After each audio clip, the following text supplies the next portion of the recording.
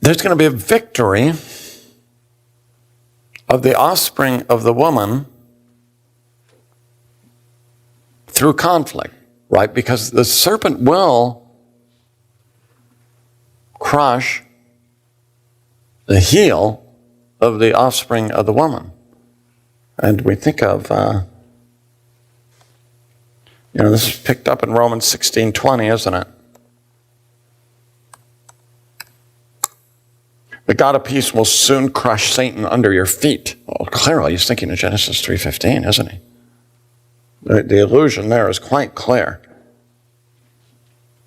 Or, I think another text that has this in mind is when Paul says, now the promises were spoken to Abraham and to his seed. He does not say and to seeds as though referring to many, but referring to one, and to your seed who is Christ.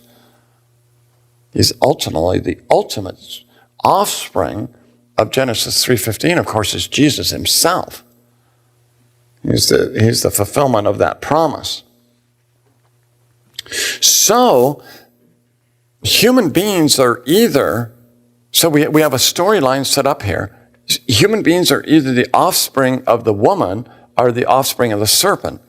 Everybody's born into the world as the offspring of the serpent, only by regeneration. But this gets picked up in Scripture, doesn't it? Jesus is telling us the parable of the wheat and the tares. And he says, the one who sows the good seed is the Son of Man, the field is the world, and the good seed, these are the children of the kingdom. These are the offspring of the woman. The weeds are the children of the evil one. They're the offspring of the serpent, aren't they? So, we see one example of that. Another one, John 8:44. What does Jesus say to these people? You are of your father, the devil. So, by the way, at ETS a few years ago, Gerald Bray, do you know that name, Gerald Bray? Gerald Bray and I had a debate, more discussion on his systematic theology and my biblical theology, and he didn't like that I said the people are the offspring of the serpent or the offspring of the woman, and he said, I don't see that in Scripture, but I just pointed to these verses. I said, hey, you are of your father the devil. Clearly it's an allusion to Genesis 3:15, I'd say. You want to carry out your father's desires.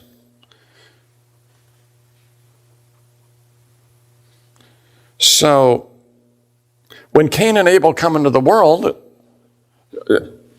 Abel at some point is regenerated. But here's the point. Cain is the offspring. Cain is the offspring of the devil. He's on the serpent's side, and Abel's of the offspring of the woman. And so we see the battle of the seeds. And I want to say that conflict's still going on, right? It's going on in Los Angeles. It's going on everywhere. There's a conflict going on between the children of the woman and the children of the serpent. What Abel offers a sacrifice to God that's accepted, and that's quite interesting. Genesis 4. Abel's sacrifice was accepted, maybe in part because he offered the firstborn of his flock and their fat portions. Fat was very important for the Hebrews, wasn't it? Even today, right? A ribeye steak, it's so good because of the fat in it, right? So that's what makes it good. So the fat portions are very special. So we have a little hint that he offered the best, right? Although it sounds a little bit like as Abel accepted because of his works, but then when we read in Hebrews, we see that by faith Abel offered to God a better sacrifice than Cain did. The text doesn't argue that Cain sinned because he didn't offer animals, which some people have said historically, but it doesn't say that. I mean, after all, Cain was a farmer. But we're told finally that Cain didn't have faith, and Abel did have faith. And so Abel's faith, so here's a key theme of biblical theology, right? Abel's faith caused him to do good works, didn't it? But the root, what's the root? The root is his faith. The root is his trust in God. His trust in God led him to behave in a certain way. So Hebrews is a hermeneutical lens by which we interpret Genesis 4. Right? This is an inspired commentary on what happened in Genesis. Because you could read Genesis and just think, well, Abel just did the right thing. Genesis says nothing about his motivations in doing it. But Hebrews tells us what the motivation was. And the motivation was he was trusting in God. So that's a very important thing to see. That's the reason Abel's sacrifice was accepted. Cain, of course, Cain puts to death Abel because the offspring of the serpent, they always want to destroy the offspring of the woman. Don't they? Of course. When Jesus is born, what does Herod want to do? Kill him. Because Herod is the offspring of the serpent. And that's what the offspring of the serpent always want to do. They always want to put to death the people of God. Ultimately, I'm not saying that every unbeliever is consciously thinking today of killing you. But it would get that way eventually, given the right circumstances. So Cain's motive is his jealousy. So then as the story develops, you have the Cainites versus the Sethites. Who are the Cainites? They're the children of the serpent. Who are the Sethites? They're the children of God, right? The offspring of the woman. And then you have the sons of God and the daughters of men. And Klein says there's an ever-growing avalanche of sin. So that's a very, very disputed passage, who the sons of God are. At Clifton Baptist Church, where I'm one of the elders and I served as the pastor for 17 years, we've put this in our statement of faith. No one can join our church unless they hold to our view of sons of God. I'm kidding again, right? So when I went to Western Seminary in Portland for my MDiv, and I took a class in Old Testament theology, and the professor gave us 13 different views on who the sons of God are. And now for the rest of the day, I'm going to go through those 13 views. So no, we're not going to do that.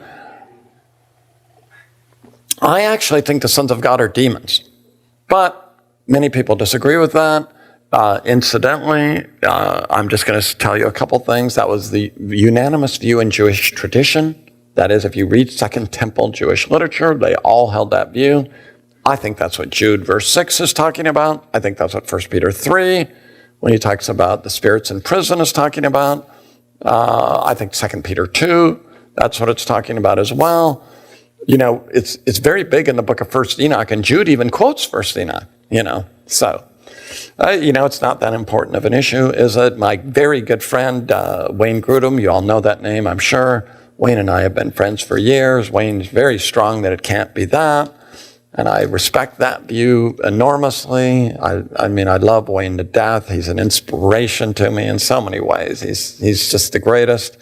I taught at Phoenix Seminary, was it last year or a year and a half ago? And we had dinner over at Wayne and Margaret's house. They're just so wonderful. I've known Wayne for years, and he argues it's those during the generation of Noah. So that could be, you make up your mind on that. It's not a crucial issue. The big objection to it being demons is demons can't have sex, right? I mean, they're having sex in this chapter. But what is my response to that? My response to that is when demons come to earth, they come to earth as men every time. And we see in Genesis 18, they come, including the angel of the Lord. 2 angels and the angel of the Lord come to Abraham, and they have lunch. Well, they really have lunch. They don't say, we're angels, thanks for the food, and then throw it over their shoulders. That was nice. Thanks for the piece of meat. We don't eat, actually. We're angels. They ate it. So when angels come to earth, they come as human beings. And I'm writing a book on this. Angels and eating and sex. It should sell. My books aren't selling the way I want, and, kind of like, this is the key to the whole Bible, and so forth and so on. But anyway, obviously we're going to leave that behind because it's not that important. Whatever your view, things are going bad, right? So Genesis 6, by the time we get to Genesis 6, what's going on in the story? What's going on in the story is the seed of the serpent are winning. They're not just winning, they're trouncing the offspring of the woman. It's not even close, is it?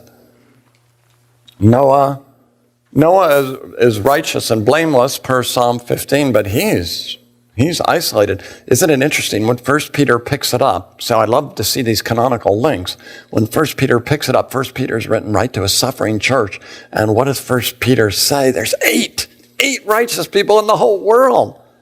I mean, do I feel like a minority sometimes? Do I think things aren't going in a good direction in our country? I feel that. I feel more out of sync with where things are going. But look at this room. In this room, we have, 5 times what Noah enjoyed. That's just this room, And we're not so isolated. We may be suffering, we may be persecuted, but we're not in Noah's situation. I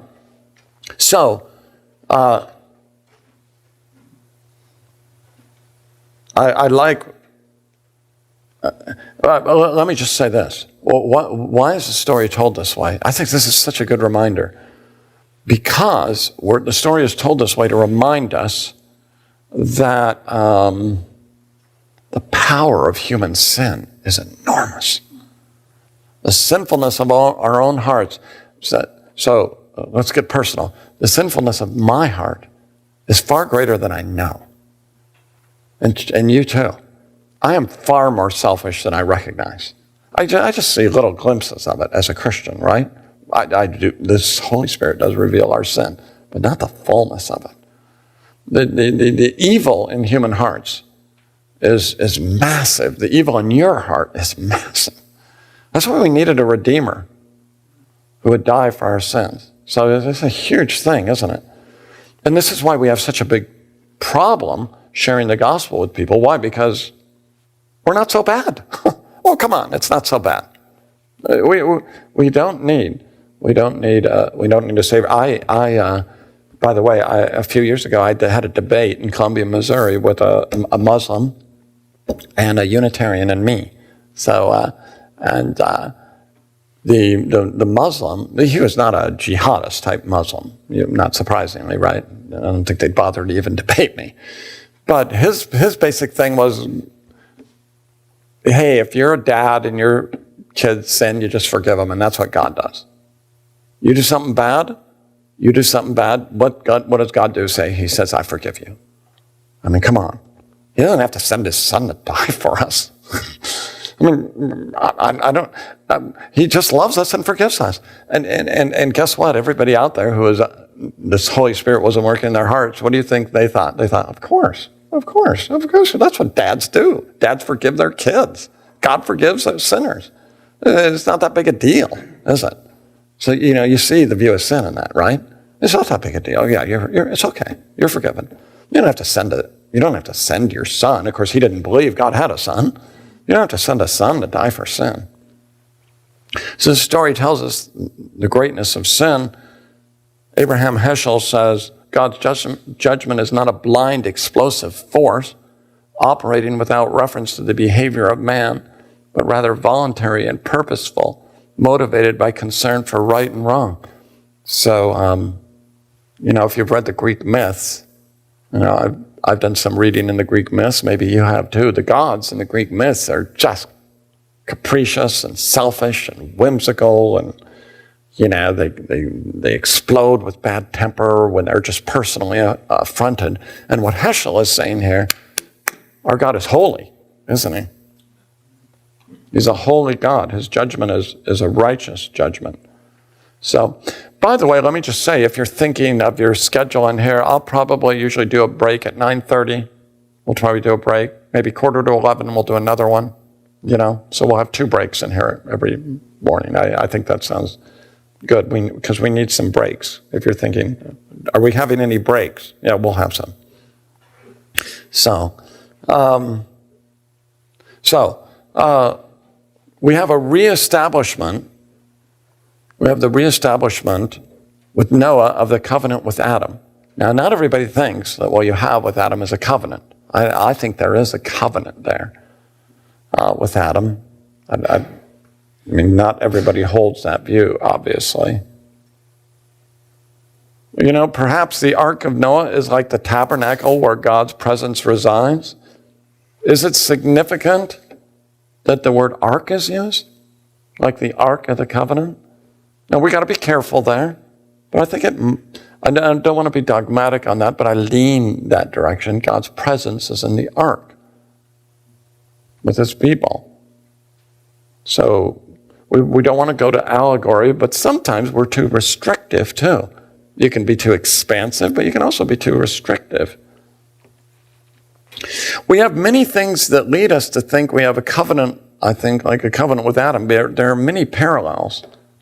So the original creation was out of water, and so the new creation, right, after Noah, the earth's covered with water, and God recreates the world.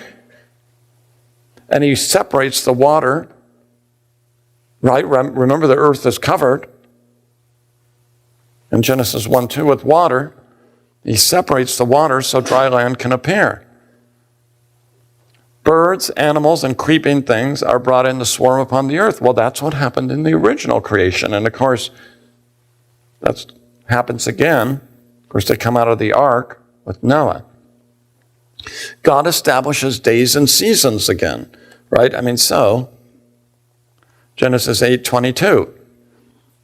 As long as the earth endures, seed time and harvest, cold and heat, summer and winter, day and night will not cease. So he reestablishes the seasons.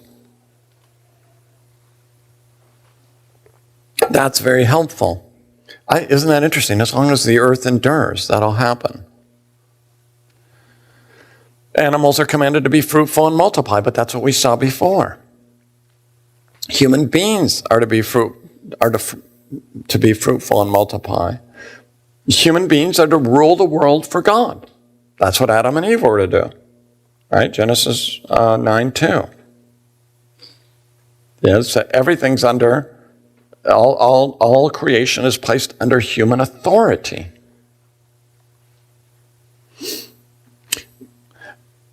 God provides food for human beings. Of course, there's a change, right? Now we can eat meat, You don't have to eat meat, do you? But every once in a while I run across Christians, very rarely, but who think it's wrong to eat meat. And I just say, you can do whatever you want. You don't have to eat meat, but I'm having meat, personally. I like it.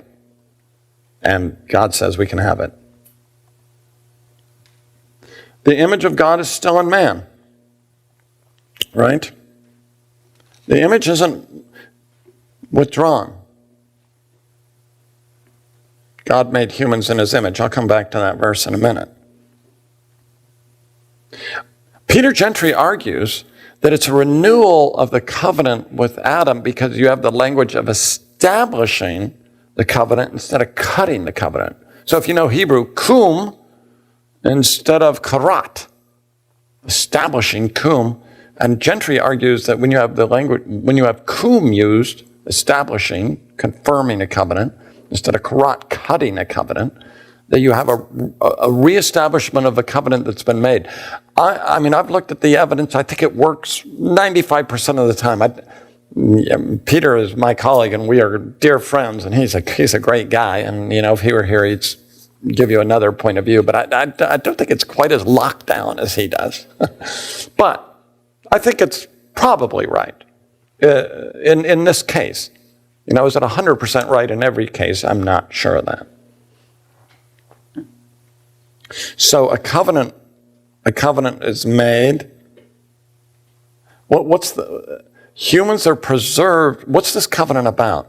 Humans are preserved in history so God's redemptive plan will be fulfilled. So God starts over. So sometimes you think, why don't we just start over? Well, it's happened. There has been a start over. There's already been a start over. Let's just start again. So you have the covenant with Adam reestablished, but there's a difference. And what's the difference? The difference is Noah's a sinner. Right? You know, what's the problem with human beings? When the Lord saw, why was there a flood?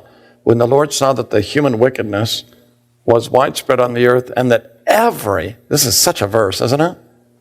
Every inclination of the human mind was nothing but evil all the time. That is remarkable. Genesis 8:21. I will never again curse the ground because of human beings, even though the inclination of the human heart is evil from youth onward. That problem hasn't been solved. That's different from Adam and Eve in the garden, right? They weren't sinners. So the covenant's reestablished, but there's a huge problem. It's sin. So I say the main difference between Noah and Adam, we have no return to paradise. Noah, like Adam, sins in a garden. Isn't that interesting? He gets drunk. A different sin, but he's in a garden and he sins. So I think the narrator is telling us, look, the fundamental problem's there. Noah's a godly man, and yet there's a problem.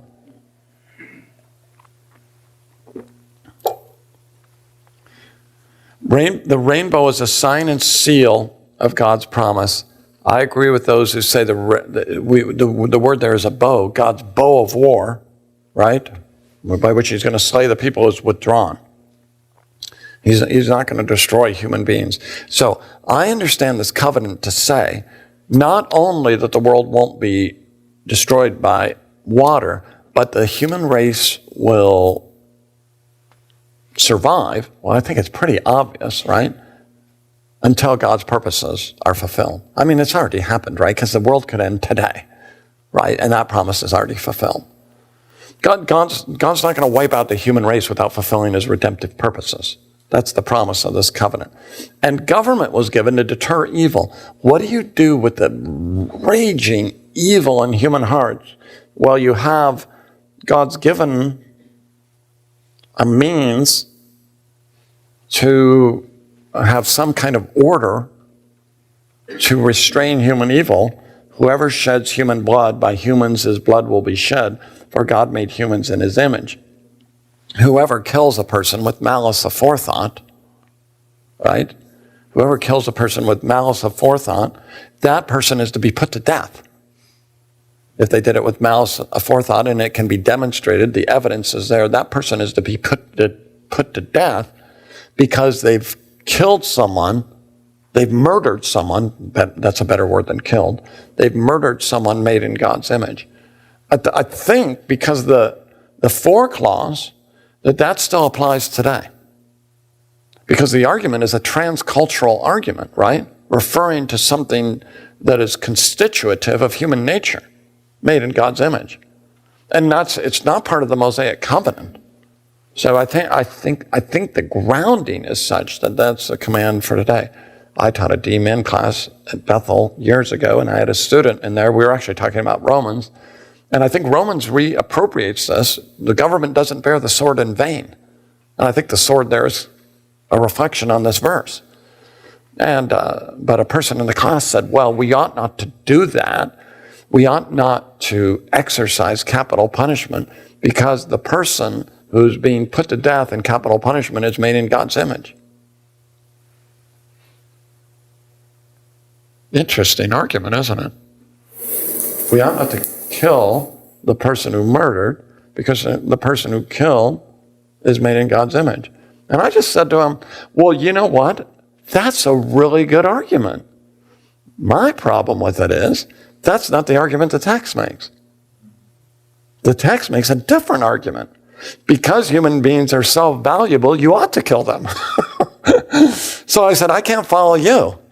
I mean, your argument is logical. I understand it. It makes sense to me. If it weren't for the biblical text, I might even believe it. But you reverse what the text says. The text says the opposite of what you say. So what's our authority here? Your kind of creative solution? which was creative and interesting, because there's lots of smart people in the world, lots of people smarter than me and you, right? But people come up with, I've been a Christian a long time, I've been around a lot of smart people, a lot of people a lot smarter than I am, but I just say, show me. Show me that that's what the text is really saying. I'm wide open, but people have all kinds of reasons why, you know what, really, when it's talking about hell, there's really no hell.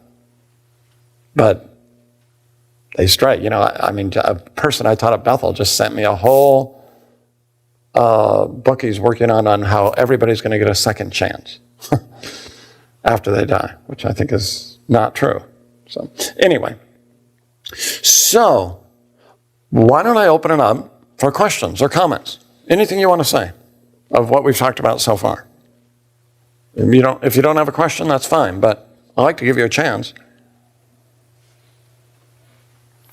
Just on this in 9:6, is it significant that the Lord brings out this now after the flood and not when Cain kills his brother? Yeah. Why does he wait until this point to make that statement? I think it's because of one can see the full ramifications of sin. It's worldwide, society-wide. Is it just Cain and a few people like him? No, the infection it's through the whole system. The evil in human hearts is massive. I think that's why. Okay, I'll keep going for a few minutes. But don't be shy if you have a question. And by the way, you can disagree with me. Don't be shy about that. I've taught for years. Lots of people have disagreed with me. And I'm just happy to tell you you're wrong. I'm kidding. So, you know, that's the way it is. Humans, yeah, I'm tempted to tell you some stories, but we got to stay on things. So human beings are scattered. That's our next. Evil offspring begin to multiply again. Okay, you start over. Yeah, things aren't much better. Right? Things are still collapsing. So you have the Tower of Babel, probably a ziggurat to reach heaven, right? Our son is a worker. Don't tweet us. Our son is a worker in Ras Al Khaimah, the United Arab Emirates. We were there, our third son. We were there in October, and we went to what's the name of that building? Do you remember? The Burj Al Khalifa or something like that. Anyway, it's the tallest building in the world. I don't know if you've been there in Dubai. Of course, and I mean, we went up. Yeah, somebody gave us a gift to go up only halfway, though. It's too expensive, like hundreds of dollars to go to the very top. It's amazing, but it's sort of like that, right? What do they want to say? We've got the tallest building in the world, and it is amazing, isn't it? Well, it's kind of like that. You know, this is what human beings can do. But the problem is, you know, what's the sin there? They want to make a name for themselves. That's what the narrative says, right?